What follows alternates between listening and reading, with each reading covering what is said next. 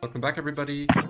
We are still playing Forest of Doom, the fighting fantasy adventure book, and we are in part 2 of our latest run, which should be our last run because we are cheating this time.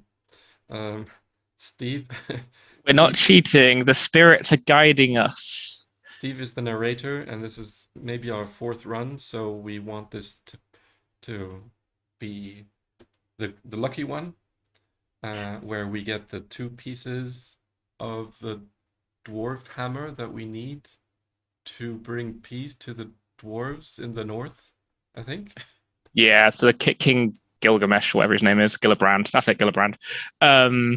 Can unite the clans, having the hammer back. Okay. But again, it's a good sign that the product, the book, is got a lot of replayability to it. You know, we've done it a few times. It's a good sign that you're going to enjoy it over and over again. Yeah, give us feedback in the comments whether you enjoy this format as well. We are having a lot of fun, but I wonder how this is received and whether we should do it again. Doesn't the story with the hammer remind you of the Star Wars story with the mask? Oh, the Mask of Mandalore. Yeah, that was buried on an icy planet. So because it was necessary for anyone to have it in order for the clans to stop fighting amongst themselves. Yep, to unite the Mandalorians. Yep. Was that the Revan book? Yeah, I think it's Revan. I think it's Yeah. Revan book. Yeah. I really enjoyed that. I'm really interested to see if they bring that in a bit more into the Mandalorian. So Mhm. Disney, they're in season 3, I think, is coming out soon, or season Oh. 4. I can't remember. Okay. They've used a different item, I think, potentially. Again, no spoilers, but to kind of like cover that storyline. But it'll be interesting to see what they do with it. I love the Mandalorian kind of lore that we have, and it's been fun to explore it a little bit more in that TV show. Yeah. Yeah. You know, on Rebels, the animated series, there was also some story about the Mandalorians because the girl pilot was from Mandalore. Okay. Yeah, oh wow. have you not Okay. seen it?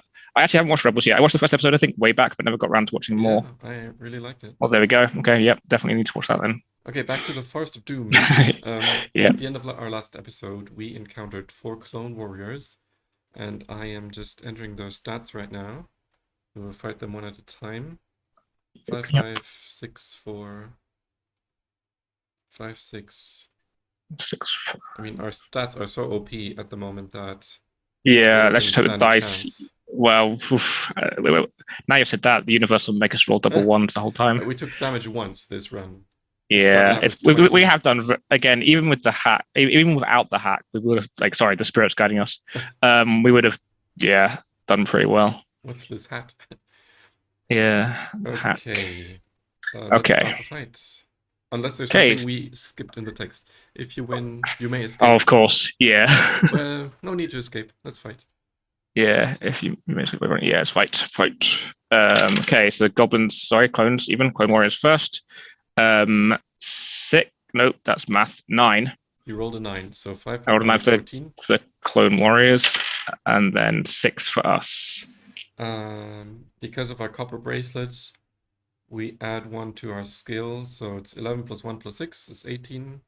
The first clone warrior loses 2 stamina. Yep. Go on.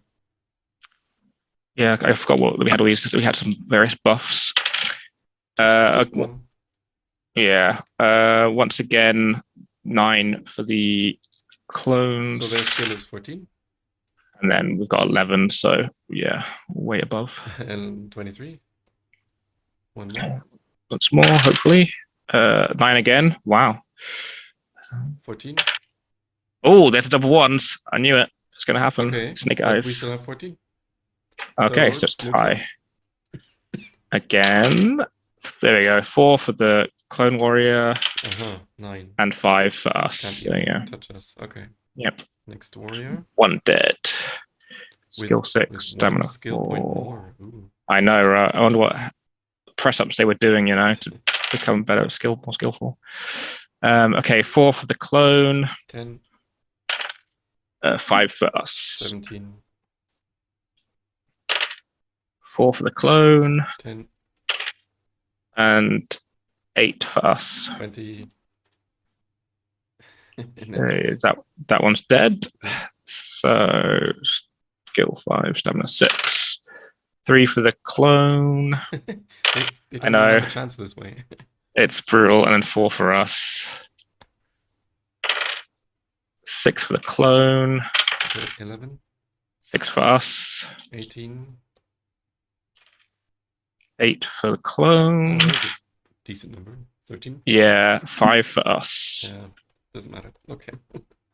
It'd be so fun to like narrate this, be like actually like role play it out and be like, oh, so it's 8 is a mortal like stab, but then we get a 10, so we dodge it with a Matrix style like there backwards. are computer games for some of these stories. I wonder if they have nice animations. Yeah, that'd be kind of cool, wouldn't it? Like a 1-2-1. Is that one still alive or is it dead? Sorry, I'm not paying attention. Last one, yeah. Last one. Okay, cool. 9. 15. And 5. Yeah, we would have needed a 2 to lose. Okay. 5. 11. And 11. 23. Okay. Nice. 8. 14. And 9. 21. Okay, we win. Boom, What a boom. surprise. Okay, I know, right? Those poor clones. Well, they clones of, I guess, each other, but like, yeah. Anyway, let's not get into that. Okay, so if you win, turn to 3, 2, 1. So we have to do that now then? There is an image in the book of 4 humanoids wearing leather armor and carrying long spears. Long spears, so they're not human, they're just humanoid. I guess, again, maybe they were once human and over time the cloning has gone bad and it turned into this. I mean, who knows? Again, we get into all sorts of sci-fi. They do look like zombies, they do. Okay, we win. Okay, 321. Okay, 321.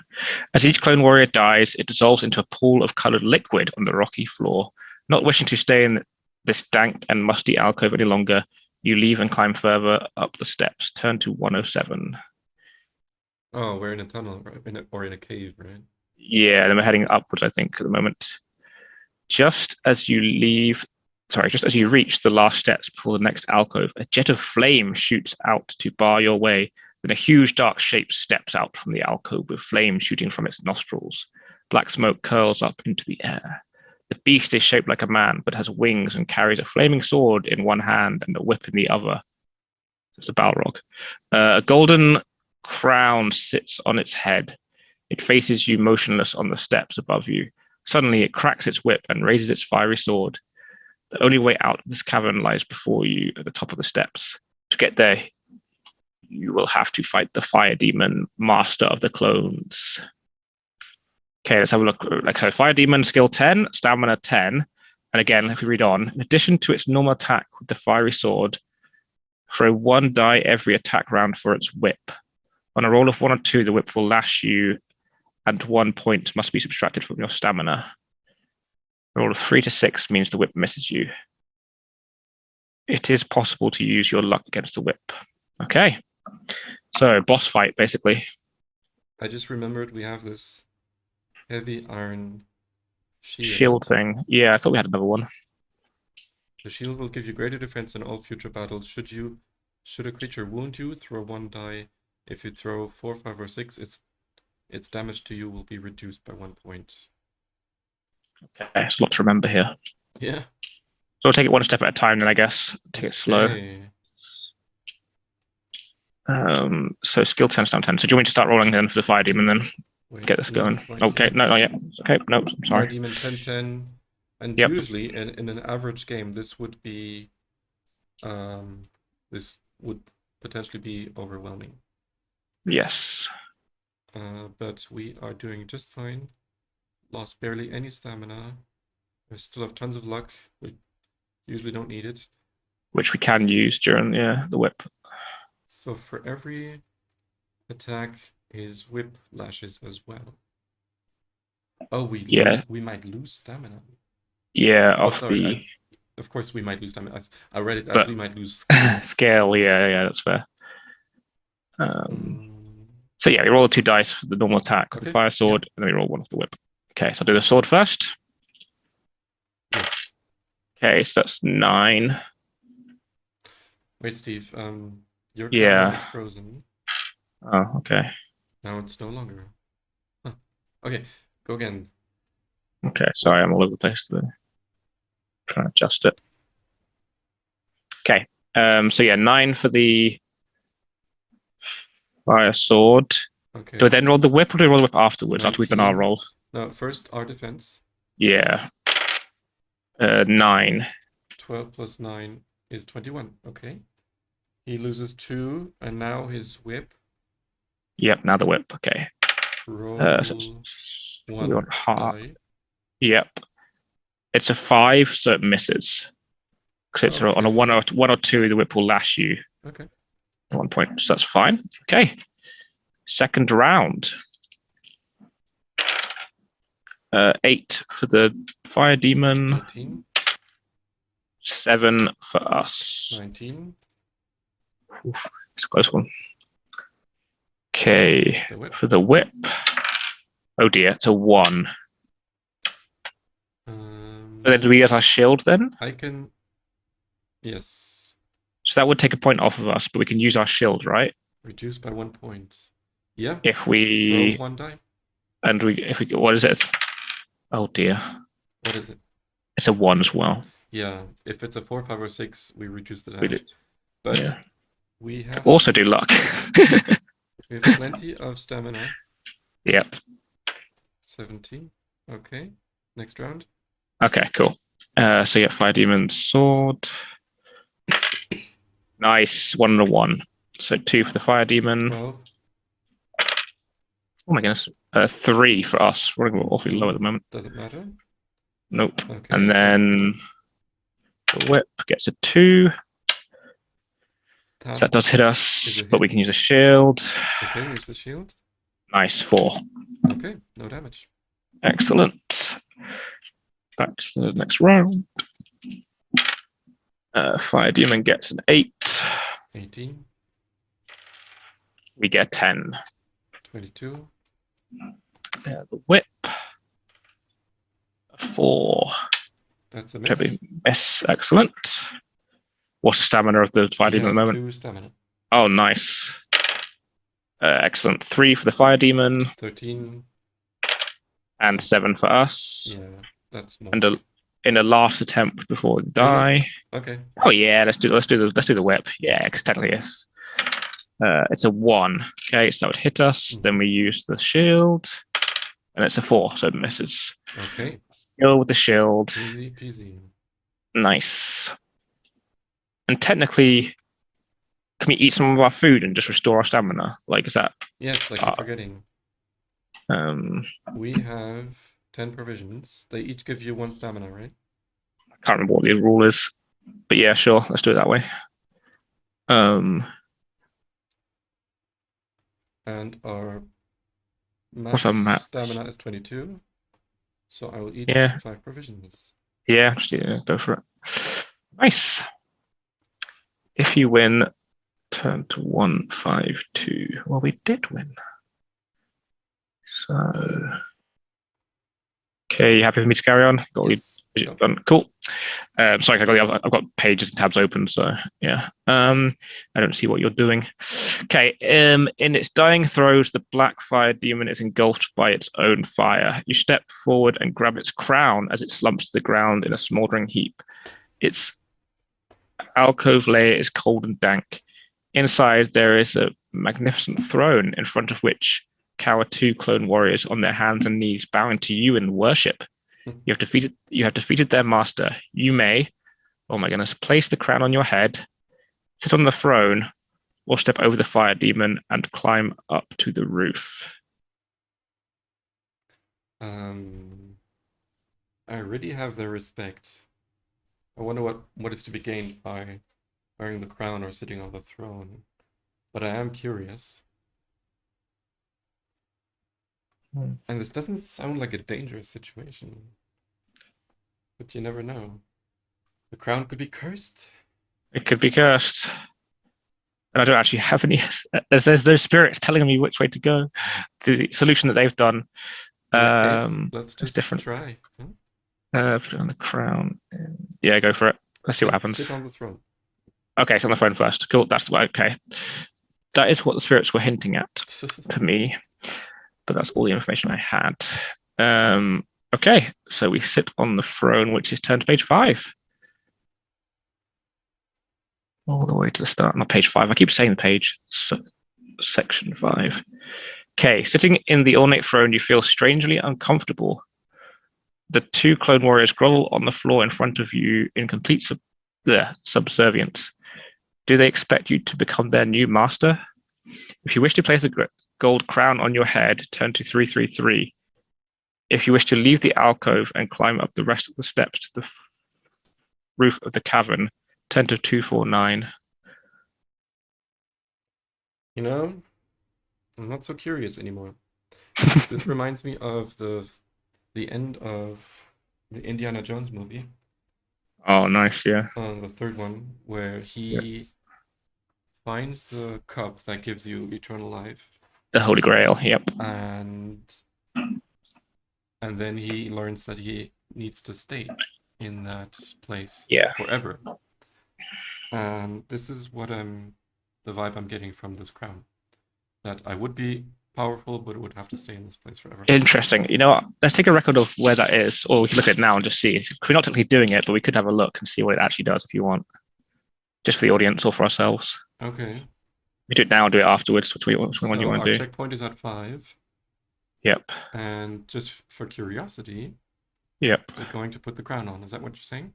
Potentially, either do it now just for curiosity, or do it at the end of the. Let's do it now. As a footnote. It'll lose meaning in context. Yeah. Okay. Cool.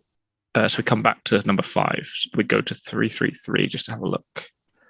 But you also think it's not necessary? Yeah, I have no idea.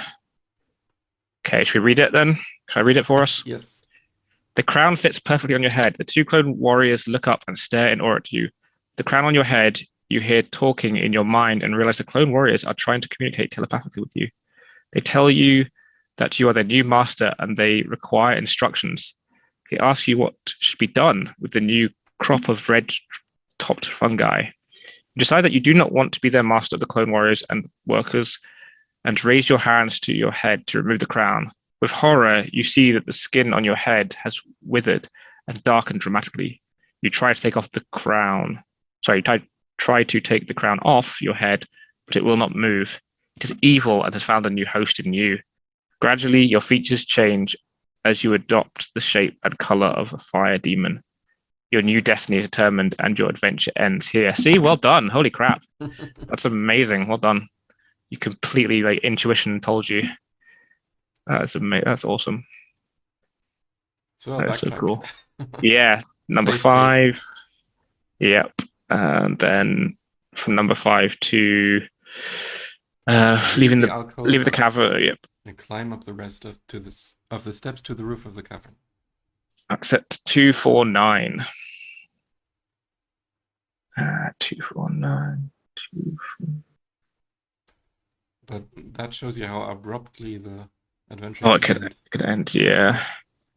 You look back into the strange cavern and see the humanoid clone workers continuing their labors in the fungi field. You shake your head in disbelief and run up the last few steps to the hole in the cavern roof. Turn to 164.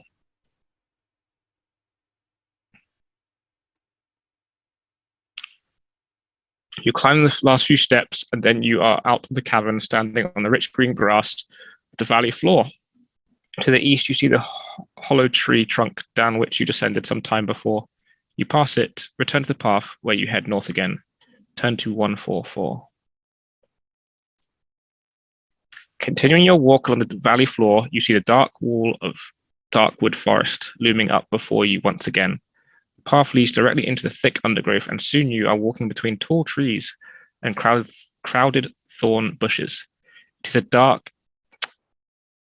is dark and quiet. Before long, the path comes to a junction. If you wish to head west, turn to 213. If you wish to head east, turn to 387.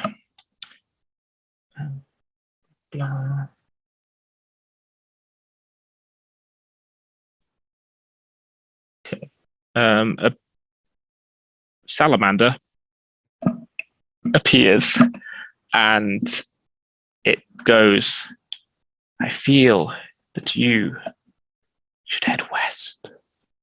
Really? Okay, let's go west. It goes, good choice. Then scuttles off. Okay, sorry. Let me come back to the page. Where were we from? Okay. We were on 149, right? The path hooks. Oh. Am I in the right place? Yeah, then to... wait, am I in the wrong thing? How a minute, sorry. Bear with me.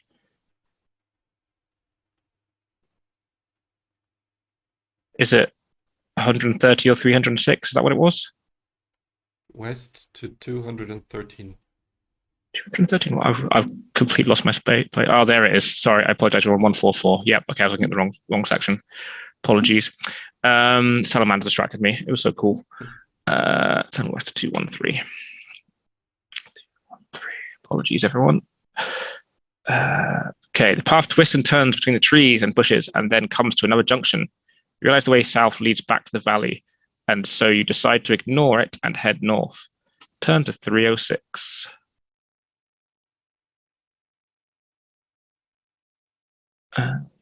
Amidst the trees to the left of the path, you see a small stone building covered with ivy and moss. If you wish to examine the building, turn to 391. If you wish to carry it on north along the path, turn to 112. Well, I feel like we've achieved a lot and would like to ignore it, but we still need a piece of the hammer. So I want to examine it. Okay. If you wish to examine the building, turn to 391.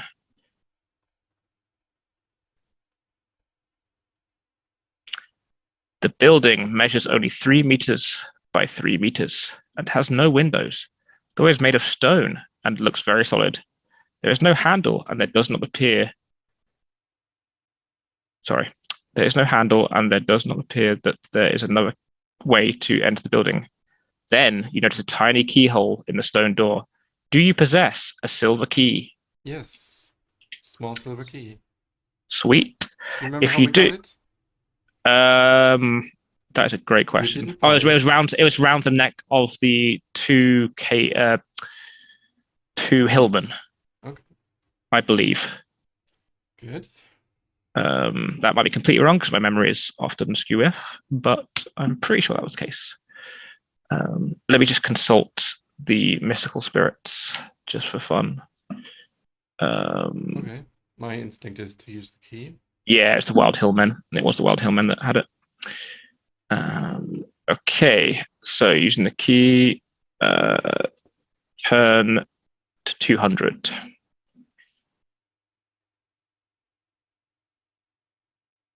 Okay, you take the small silver key from out of your backpack and place it into the keyhole. It fits perfectly, and you give it a turn. The lock clicks, and the stone door swings open. Stone stairs lead down from the door into gloomy depths.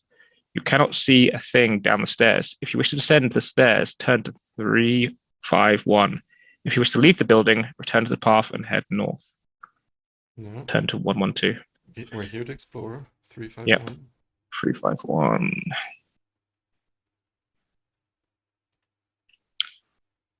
Okie dokie. You step carefully down the stone stairs, feeling your way as you go. Slowly your eyes become accustomed to the dark and you begin to make out shapes at the bottom of the stairs. You're standing in a small square room with a low ceiling. The floor is thick with dust and there are cobwebs everywhere.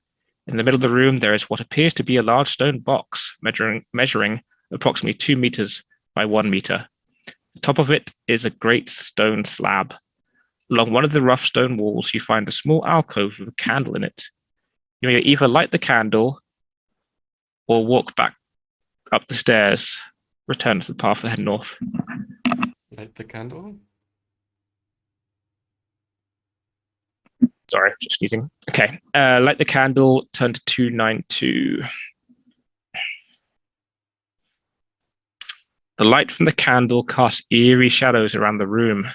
the yellow light, you see the face of an old man carved into the stone slab top on the box. Then you notice the leg of a skeleton protruding from the shadows in the far corner of the room. You walk over to the skeleton to inspect it. The skeleton is small and the skull has sharp protruding teeth. It could be the skeleton of either a goblin or an orc. You walk over to the stone box. The slab on the top looks as if it could be moved. If you wish to try and lift the stone slab, turn to 95. If you wish to ignore the slab, return to the path and head north, turn to 112. They're giving you lots of options to just run away. Yeah. It's like, I warned you. No, we're persistent. Okay. Lifting the stone slab, turn to 95. Okay. You try with all your might to move the stone slab, but it will not budge. Do you have any dust of levitation? No. Oh, crap. If you do, turn to 173. If not, turn to 368. The spirits may have not helped us. Okay. We were meant to enter a dry mud hut, arm wrestle a person with our armband of strength, and then get the dust of levitation from the person. Okay, at least we have the armband of strength. Do we have holy water, by the way? Yes. Okay, that's fine. Okay. So we can just say we, in an alternate reality this time, none of this brother nonsense, in a completely alternate parallel universe, we had arm wrestled the person. Okay. Are you okay with this? Yes. Rather than going through it all again. But armband of strength is something we bought. And so that tells me that you have to buy the right things in the very beginning. Wow, yeah. To do something, to get something, to do something, to go somewhere, to win. And that's pretty crazy. I didn't pay attention to that, to be fair. Yeah, there's a list here of what you should, like, they told you what you should buy. And luckily, we just have bought most of those things. You were lucky that you bought most of the right ones, to be fair. I've been a terrible spirit guide. But luckily, it's all good.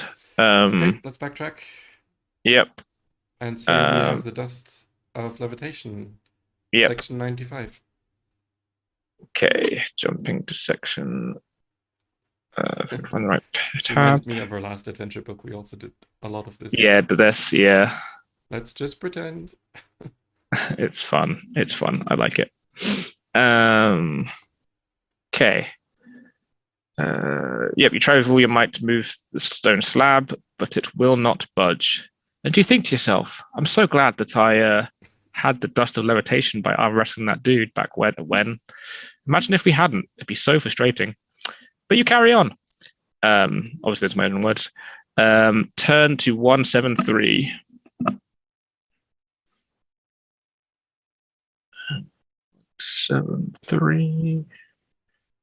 You take from your backpack the glass vial containing the sparkling, because vial is usually a V, isn't it? Yeah. There's a PH in this. Interesting. Containing the sparkling dust and sprinkle it on the stone slab. Slowly, the stone slab starts to rise into the air. You peer into the box and are horrified to see the rotting corpse laying there. Ragged clothes over a skeletal body with loose flesh hanging from it. You have lifted the lid of a coffin containing some cursed undead creature and jump back in horror as you see its eyes flick open. You are in a crypt made foul by some unknown follower of darkness. So the creature rises out of the coffin and moves towards you with outstretched arms. Do you possess any holy water? Yes, without cheating. Exactly. Wow, look at us. 58. Like, genuinely without cheating. You picked it right. 58. You reach into your backpack and pull out the small bottle of holy water. Quickly removing the cork, you throw the water at the advancing ghoul. Thick smoke rises into the air from the burn marks made by the holy water on the putrid flesh of the ghoul. The ghoul appears to be in great pain, but through its wide open mouth no sound is heard. It crawls into the corner of the room, desperate to escape your goodly weapon. You walk over to the coffin and look inside. You are overjoyed to see, as well as 25 gold pieces, nice, an object that the ghoul was using as a headrest. A bronze hammerhead with the letter G inscribed in it. Oh. You happily put your findings into your backpack and walk back up the stairs to leave the crypt and return to the path to head north. Oh, I never There you go. wrote on my backpack stuff that I got the handle of the hammer. Oh, well, if it's not on your character sheet, we don't have it. Lol. That's how Dungeons & Dragons works. No, I'm out of space anyway, but since these items are so important, I reckoned I could just remember them. Of course, yeah, we know we've got it. Cool, so we've got both pieces. So, Okay. turn to 112. The path presses on northwards through the dense trees. Then it makes a sudden turn to the right and heads east. The path is overgrown in places that you have to use your sword to cut through it. You walk east, it's long and tiring. At last, you reach a junction in the path. Looking at Big Leg's map, you decide to head north again in the direction of the stone bridge and ignore the narrow path continuing east. Turn to 103. Do you see? No, before you turn to 103, do you see the knife underneath this section? Yeah. What is that about? I keep seeing knives or swords. They seem to break up certain areas, don't they?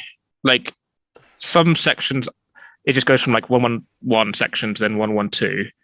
But then other sections, it has a knife in between I'm it. starting to wonder if there a hidden clue about which path. If that's literally oh, is it telling you to turn right? Like is it the way the blade points or something? I don't know. I'm looking at other swords, and they're not underneath sections where you go east or west.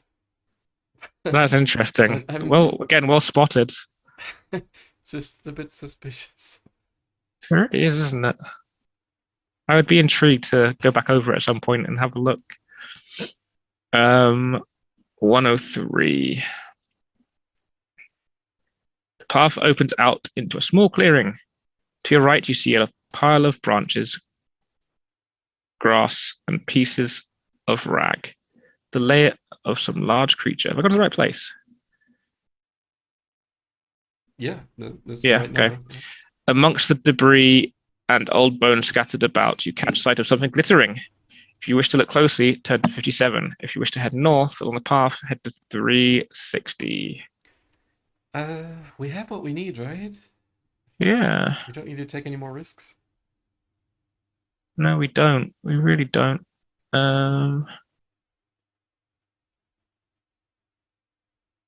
Yeah, we really don't, do we? Then let's continue on the path. Yeah. We wish to hurry north along the we path. do. We do. Okay. So. Okay. If you would look more closely, turn to 57. If you wish to hurry north on the path, turn to 360. 360. Walking on the narrow path, you suddenly hear the sharp crack of a twig breaking and the whispering of low voices. You draw your sword and wait anxiously with your back to a large oak tree. Then from behind the trees opposite, you step 4 men and a woman dressed in green tunics. Each looks menacing. They stand with swords and axes in their hands. The young woman steps forward and tells you that you are trespassing on their territory. You must pay a levy of 5 objects from your backpack or face the consequences. If you wish to give them what they want, turn to 279. If you'd rather spit on the ground in reply and fight them, turn to 104. All right. I think we can use the coins, can't we? Yeah. We have plenty of things to give away. Let's try the diplomatic way. Yeah. If you wish to give what we want, turn to 279.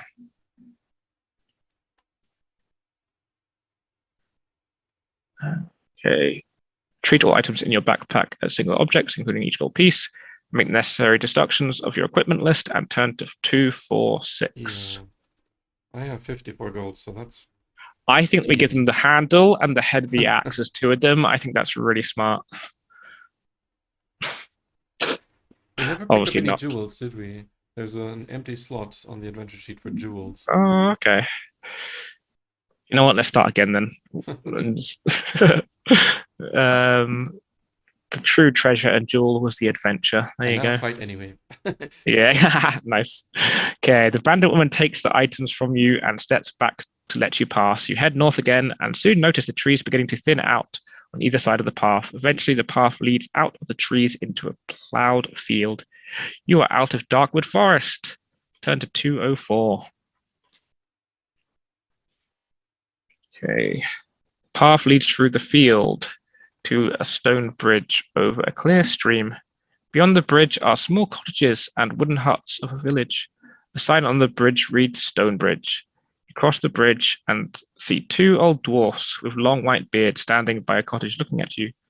Do you have the hammerhead and handle with the letter G inscribed on them? Yes, we do. Okay, so we've made it here before. Yep, but we didn't have it last time. That means we didn't die all this way. Maybe because we skipped so many things. I think so. We didn't have either last time, did we? We literally had nothing, like no handle or hammer. Yeah. Okay, this time. If you do have them, turn to 400.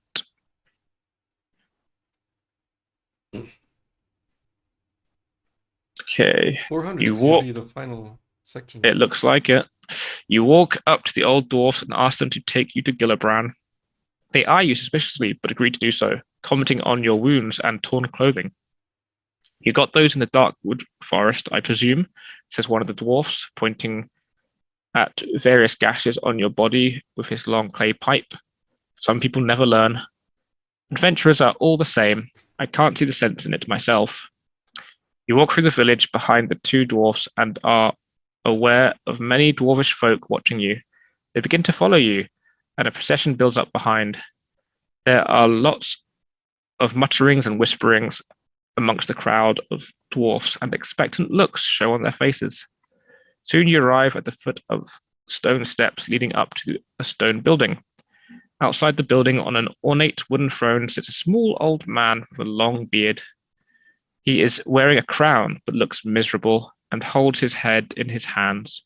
You run up the steps, taking the hammerhead and handle from your backpack. At the sight of them, the old dwarf's eyes light up, and he jumps to his feet, taking them eagerly from you. He starts to shout, "My hammer! My hammer! We are saved! Now, my people, we are ready to fight the trolls."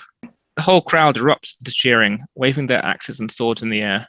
You tell Gillibrand of Bigleg's misfortune and why you decided to continue his quest, and of all the monsters you have encountered on your way. Gillibrand listens and frowns at the news of Bigleg, his faithful servant. Then he opens a drawer in the base of the throne and reaches into it, pulling out a small silver box and a golden winged helmet, and hands them to you. The helmet is worth hundreds of gold pieces, and you proudly place it on your head. A great roar of approval comes from the crowd. You open the silver box and find dozens of jewels and gems. You put these in your backpack and wave to the happy dwarfs of Stonebridge. Your quest is over, and you are now wealthy beyond your wildest dreams. The end. Did the dwarf tell us in the beginning how rich we were going to be if we made it? I don't know, but we now got lots of money. Because that's the most important thing in life. You know this reminds me of those games where you have a huge inventory of weapons and armor, and it all just disappears into a tiny backpack, like in Tomb Raider, for example. But I've also seen other more recent games where you only see the current weapon, and all the other ones just disappear behind your back. Yeah. When you replace them. Then you have games that actually do weight limits as well, and they're really interesting because you're constantly having to just sell things or delete things or whatever. Like in Dungeons & Dragons, yeah, you can, like, there are weight limits, and if you play the hardcore version, then yeah, you have to keep track of all that. But I tend to brush over that and just say like two main weapons and a shield is kind of your limit. Anything else really has to kind of be either really light or you don't get it. Okay. Well, that was a fun book. Yeah, I hope everyone enjoyed it. There are about 60 more in this series, but we'll see when we will take the time again to do this.